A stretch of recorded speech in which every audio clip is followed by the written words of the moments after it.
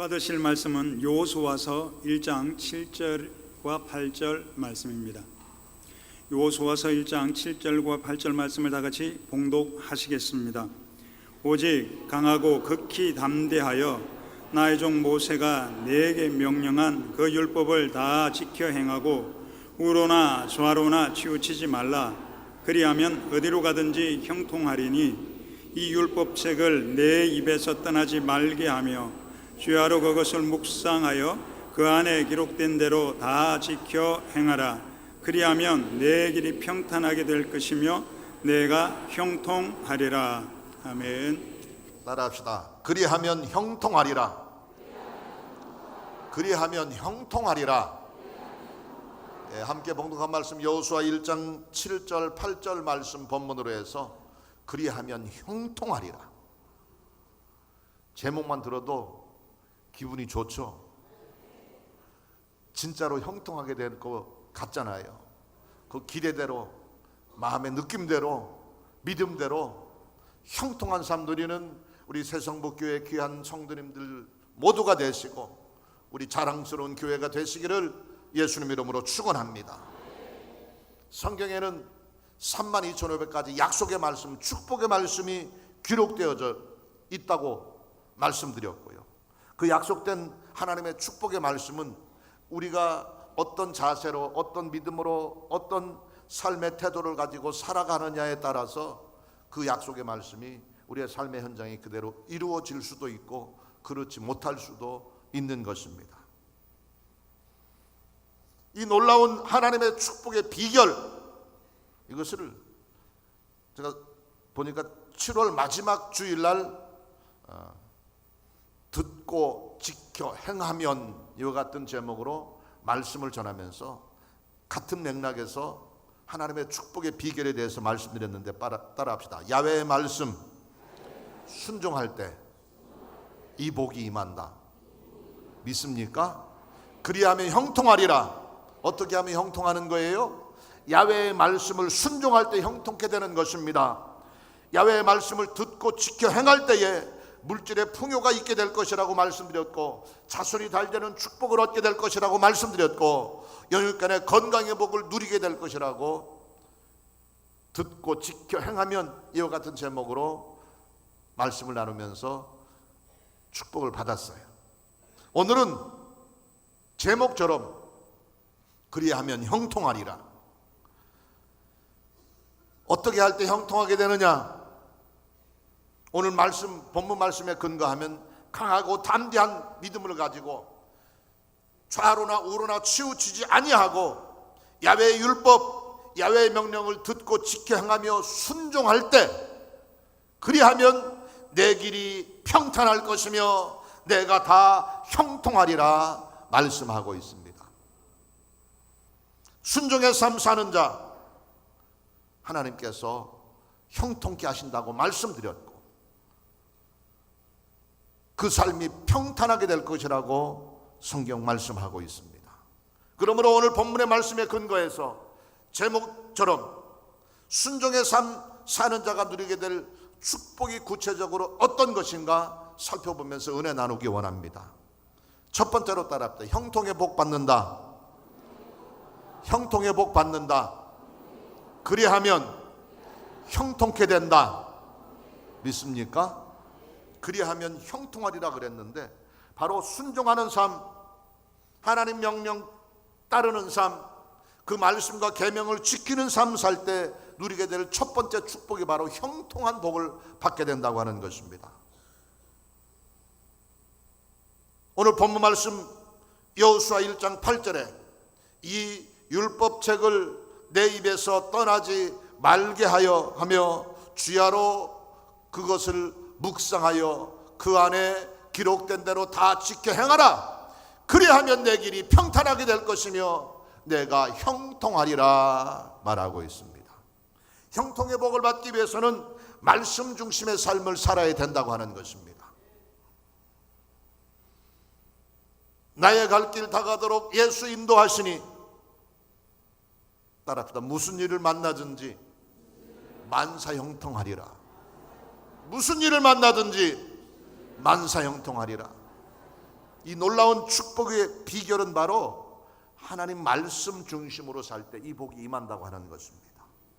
여호수아 오늘 본문에 기록한 것처럼 이 율법책을 내 입에서 떠나지 말게 하며 주야로 그것을 묵상하여 그 안에 기록된 대로 다 지켜 행하며 그 말씀 그 계명을 순종할 때 평탄한 삶이 형통한 삶이 우리에게 임하게 된다고 말씀하고 있습니다.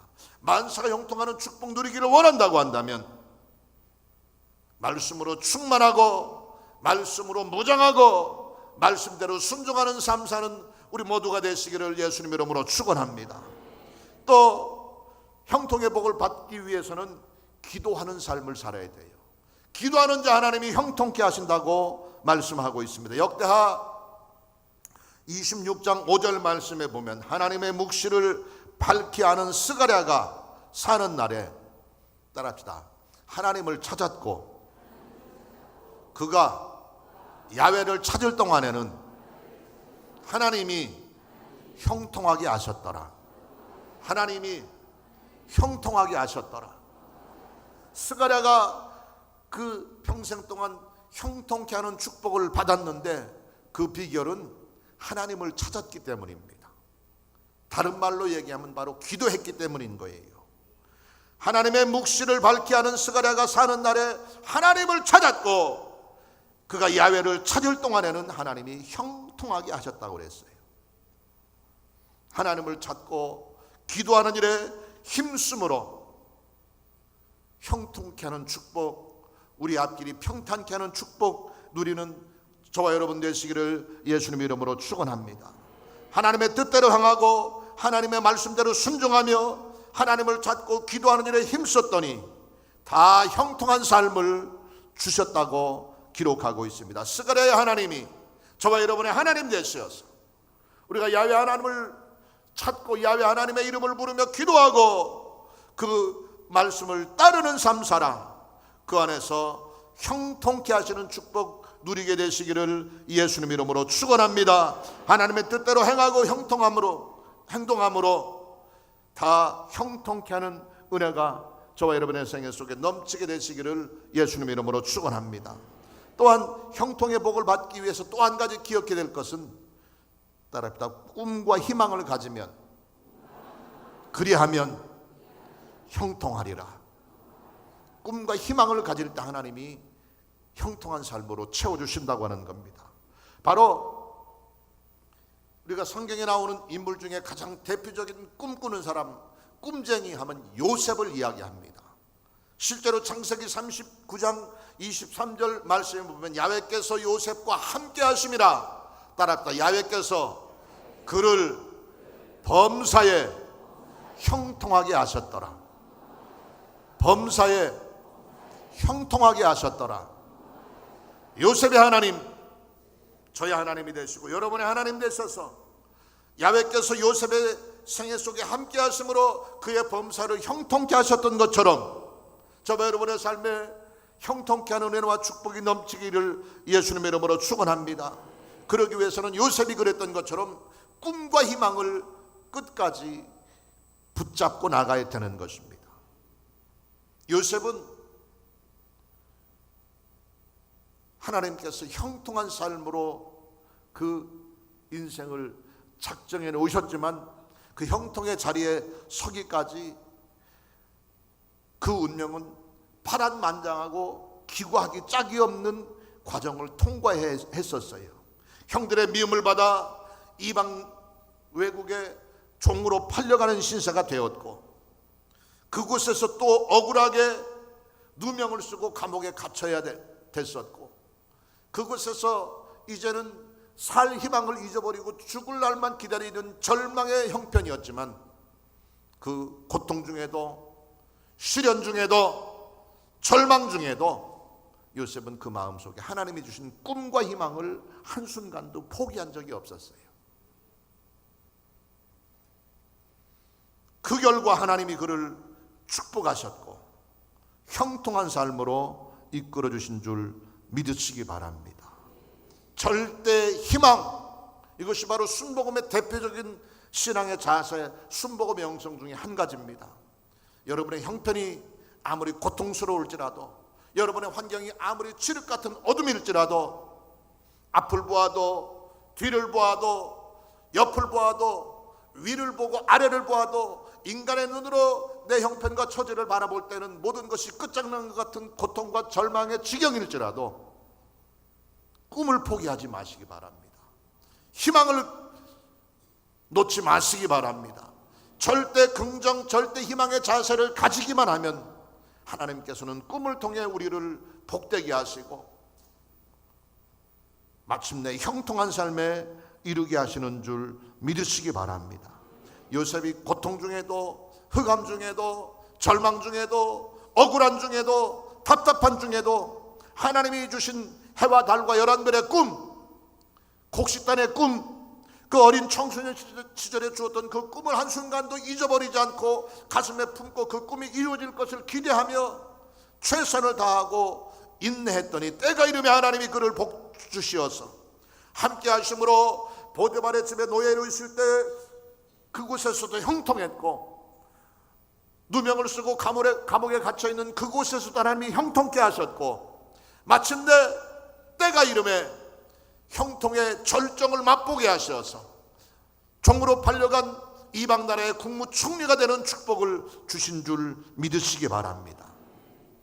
하나님이 함께 하셨고 다 형통케 되었던 것처럼 저와 여러분의 삶 가운데 절대 긍정, 절대 희망의 꿈을 가짐으로 요셉에 임했던 형통케 한 하나님의 축복 풍성히 누리게 되시기를 예수님 이름으로 축원합니다.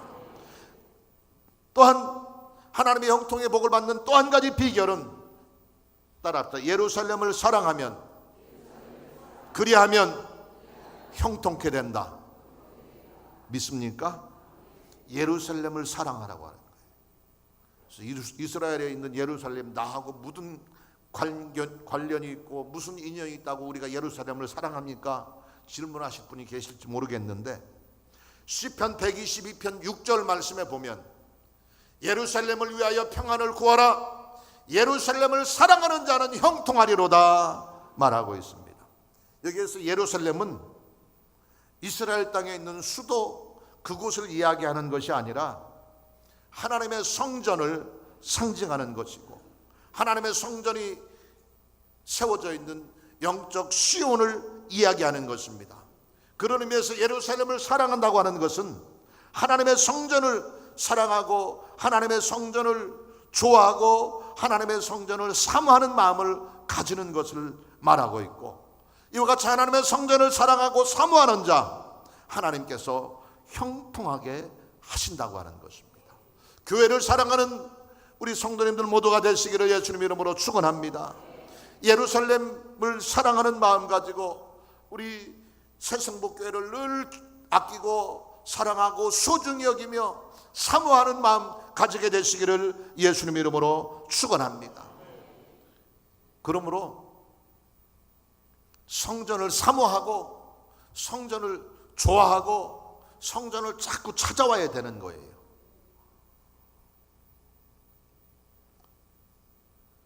오늘부터 우리 새성복교회 모든 성도님들은 적어도 하루에 한 번씩은 성전에 들렀다 가면 좋겠어요.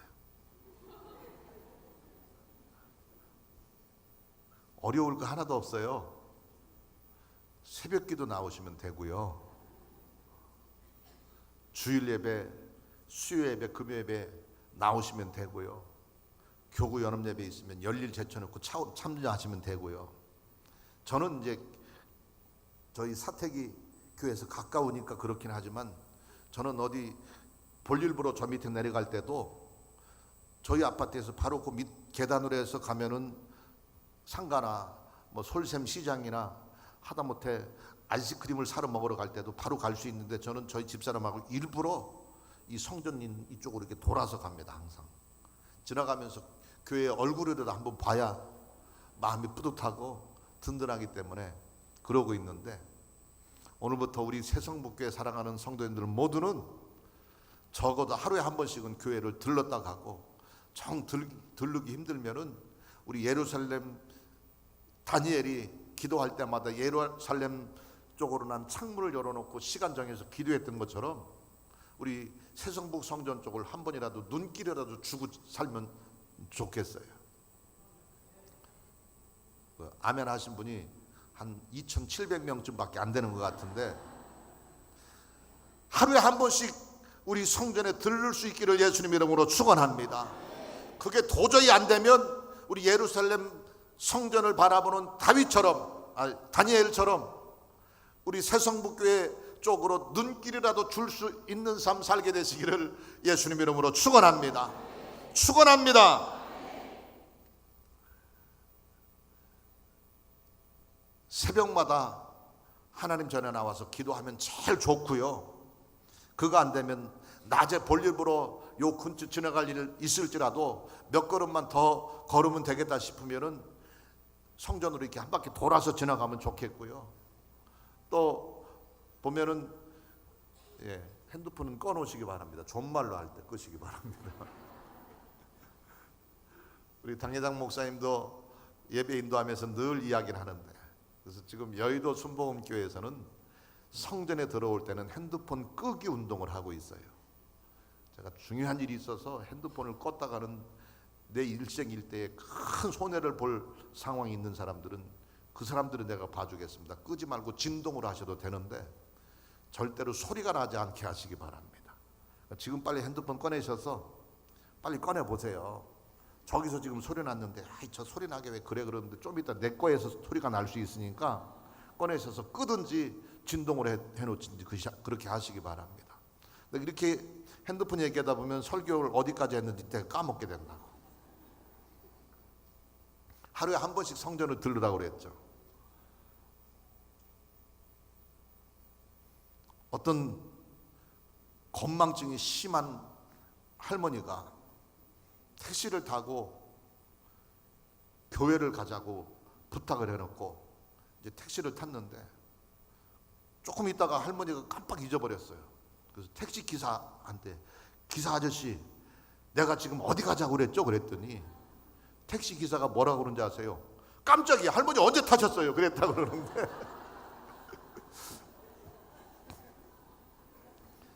앉으나서나 하나님 생각하고, 앉으나서나 성전 생각하고, 앉으나서나 교회를 사랑하고 교회를 아끼는 마음, 예루살렘을 사랑할 때 하나님이 형통케 하신다고 그랬는데 그 마음 가지고 교회를 사랑하고 교회를 사모하며 교회를 아끼는 우리 귀한 성도님들 모두가 되시기를 예수님 이름으로 축원합니다. 크게 두 번째로 그리하면 받게 될 또 한 가지 축복이 있습니다. 따라합시다. 강성함의 복 받는다. 그리하면 강성케 된다. 믿습니까? 그리하면 형통의 복 받는다고 그랬고, 두 번째가 바로 그리하면 강성의 복을 받게 되는 것입니다. 율법을 지키고 계명을 따르며 강하고 담대한 믿음을 가질 때, 좌로나 우로나 치우치지 아니할 때, 따라합시다. 그리하면 강성케 하신다.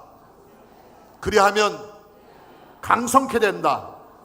이 복 누리는 우리 모두가 되시기를 예수님 이름으로 축원합니다. 신명기 11장 8절 말씀에 그러므로 너희는 내가 오늘 너희에게 명하는 모든 명령을 지키라. 그리하면 너희가 강성할 것이요. 이렇게 말하고 있습니다. 이스라엘이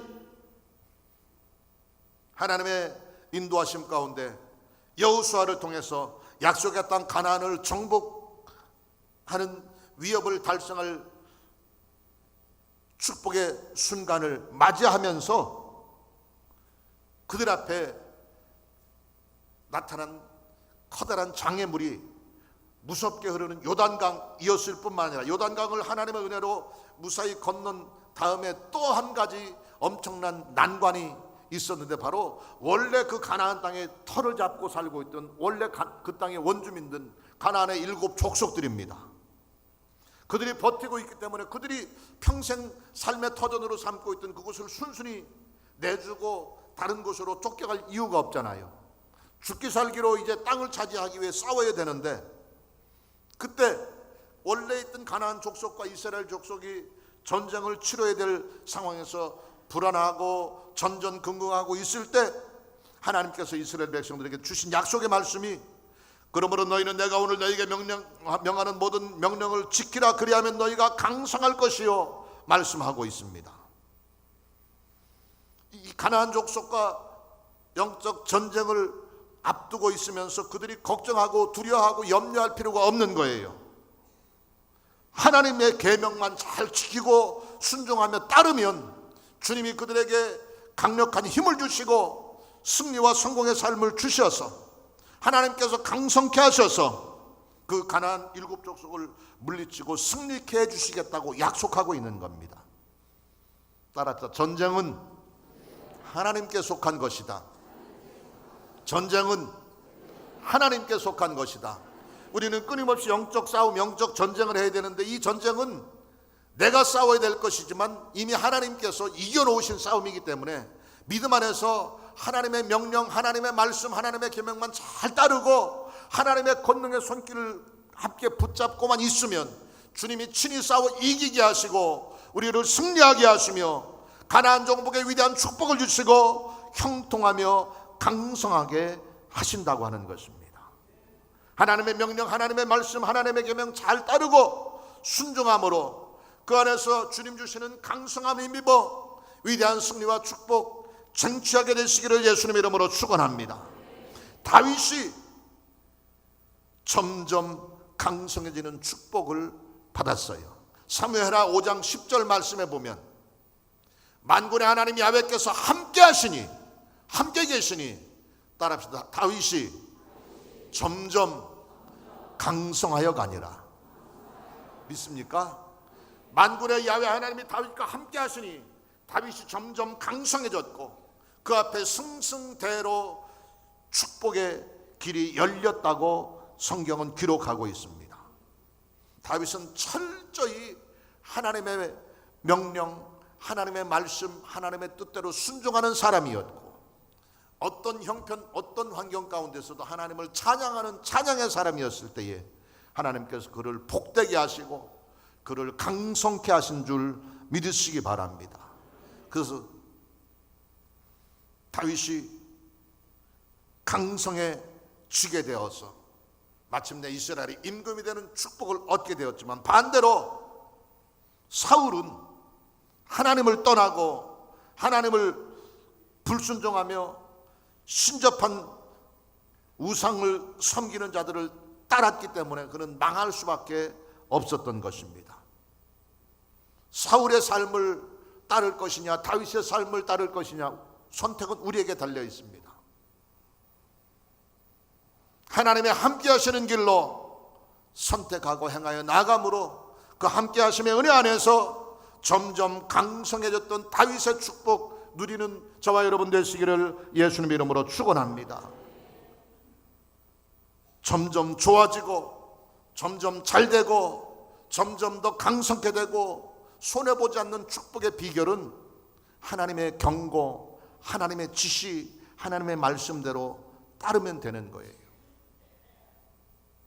그럴 때 하나님이 그와 함께 하시고 그 삶에 강성한 축복으로 채워주실 줄 믿습니다.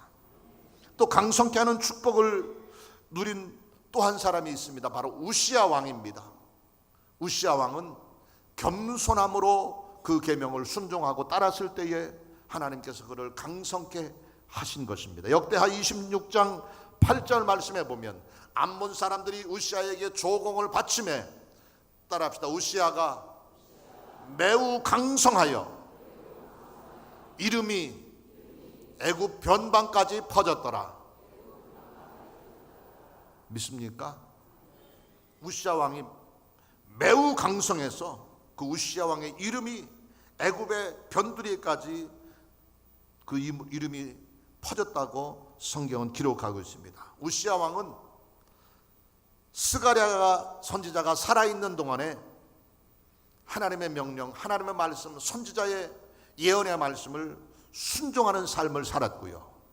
그 결과 다윗 왕과 같은 형통의 복, 강성의 복 받았다고 성경은 기록하고 있습니다. 그런데 비극적인 것은 이 우시야가 스가랴 선지자가 살아있는 동안에는 하나님 명령을 따르고 순종하며 겸손히 주님을 섬겼고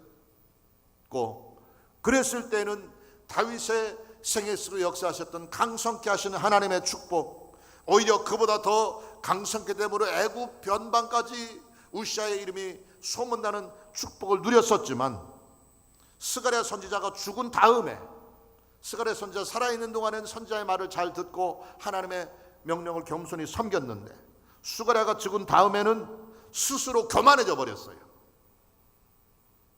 스가랴 선지자를 통해 주시는 하나님의 말씀을 순종하고 따랐을 때 하나님께서 그를 강성케 하셨는데, 이게 계속되다 보니까 우시아가 착각을 한 거예요. 야, 내가 잘나서, 내가 뛰어나서, 내가 능력이 있어서 이와 같이 내 이름이 온 세계에 두루 퍼지고 내가 강성케 되는가 보다 착각하고 교만에 빠져가지고 성전에 들어가서 사사로이 분향을 했다고 그랬어요. 제사장이 해야 될 제사의 일을 자기가 하게 되므로 영적인 교만에 빠졌고 영적인 하나님의 권위를 도전하는 실수를 범하게 되므로, 하나님을 섬길 때는 강성했던 우시아였지만 그 범죄함으로 저주받아 문둥병에 걸리게 됐고요.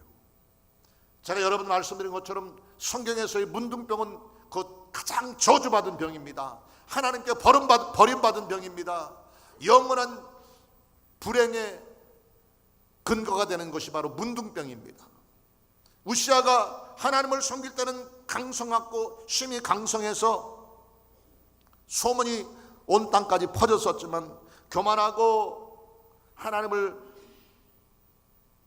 불순종하며 사사로이 제사장의 일을 자기가 하려고 나섰다가 저주받아 문둥병에 걸려서 왕이었지만 결국은 별궁에 쫓겨나서 비참하게 죽음을 맞아야 했었고, 죽은 후에도 열왕의 묘실에 들어가지 못했다 그랬어요. 이스라엘 왕들은 죽으면 왕들만 모시는 왕릉의 순서대로 무덤을 만들어 놓는데, 이 우시아 왕은 저주받은 문둥병을 걸렸기 때문에 열왕의 무덤에 장사 지내지도 못하게 되는 비극의 주인공이 됐다고 하는 것입니다. 겸손히 주님을 순종할 때는 하나님이 매우 강성하게 하시지만, 교만이 우리의 생각 속에, 우리의 삶 속에 자리 잡는 순간 우리는 망하게 되는 것 기억하시기 바랍니다. 그러므로 겸손하시기 바랍니다. 하나님 제1주의 신앙으로 나는 비워지고 주님으로 채울 수 있기 바랍니다. 나는 감추어지고 주님이 드러날 수 있기 바랍니다. 나는 낮아지고 주님만 높임받는 은혜가 있게 되기를 예수님 이름으로 축원합니다. 그리하여 우시아 왕의 겸손히 주님을 섬겼을 때 임했던 매우 강성하는 축복 누리는 저와 여러분 되시기를 예수님 이름으로 축원합니다. 또한 강성케 하는 축복을 누린 또 한 사람이 있습니다. 바로 르호보암 왕입니다. 르호보암을 강성케 하신 하나님, 저와 여러분 하나님 되시기를 예수님 이름으로 축원합니다. 역대하 11장 17절 말씀에 보면, 그러므로 3년 동안 유다 나라를 도와 솔로몬의 아들 르호보암을 강성케 하셨으니 이는 무리가 3년 동안을 다윗과 솔로몬의 길로 행하였음이더라 그랬어요. 르호보암도 초기에는 하나님께 강성케 하는 축복을 누렸는데 그 기간이 3년 동안이었어요. 3년 동안. 그래서 역대하 11장 17절 우리가 봉독한 말씀처럼 3년 동안은 솔로몬의 아들 르호보암을 강성하게 하나님이 하셨지만, 다윗과 솔로몬의 길로 행했던 그 기간은 강성케 하셨지만 그 말씀에 미루어서 볼 때 3년 이후에는 그렇지 못했다고 하는 것을 우리가 짐작할 수 있잖아요. 근본적으로 강성한 솔로몬의 아들 이스라엘의 네 번째 왕으로 출발을 했지만 그 야훼 하나님을 향한 순전함과 믿음을 끝까지 지키지 못했을 때에 그 르호보암의 때 이스라엘의 왕국이 남왕국 유다와 북왕국 이스라엘로 왕국이 분열되는 비극의 주인공이 될 수밖에 없었던 것입니다. 계명을 지키고 주님을 잘 따를 때는 다윗과 솔로몬의 길을 따라 믿음을 지킬 때는 하나님이 강성하는 복을 주셨지만, 그렇지 않고 자기 고집대로, 자기 계획대로, 자기 생각대로 나라를 다스리려고 했을 때는 나라가 온통 혼란에 빠지게 되고 나라가 나누어지는 비극의 역사를 이룰 수밖에 없었다고 하는 것입니다. 이스라엘 분열 왕국의 시초가 바로 르호보암 왕 때 시작이 되는데, 바로 그가 다윗과 솔로몬의 길을 따랐을 때는 강성했지만 그렇지 아니하고 사람들의 말에 귀를 기울이기 시작을 했어요. 그것도 남 왕국의 아버지 솔로몬을 이어서 이스라엘의 왕이 되고 나서 자기 주변의 사람들을, 많은 부하들을, 충신들을 거느리고 있었는데 그들 중에서 들어야 될 소리와 듣지 말아야 될 소리를 분별하지 못했던 거예요. 성경에는 이것을 표현하기를 연로한 사람들, 노인들의 충고를 따르지 아니하고 젊은이들의 의견만 듣고 노인들을 배제해 버렸을 때에 그때로부터 나라가 혼란에 빠지게 되었고 왕국이 분열되게 됐다고 기록하고 있습니다. 강성해지는 복, 이것은 들어야 될 소리와 듣지 말아야 될 소리를 잘 분별하는 데 있는 겁니다. 하나님의 음성과 사탄의 음성을 분별할 수 있어야 되고요, 믿음의 소리와 세상의 소리를 분별할 수 있어야 되는 것입니다. 계명을 지키고 순종하며 겸손하고 순전함으로 주님 따르고 믿음의 길을 행할 때에는 하나님이 강성한 복을 주시지만, 그렇지 않을 때는 망하게 하시고 비극의 지경으로, 불행의 지경으로 나아간다는 사실을 기억하셔서 르호보암의 삶을 교훈 삼아 주님 따르고 주님 섬기며 믿음의 길 끝까지 지켜나가는 저와 여러분 되시기를 예수님 이름으로 축원합니다. 세 번째, 마지막으로, 그리하면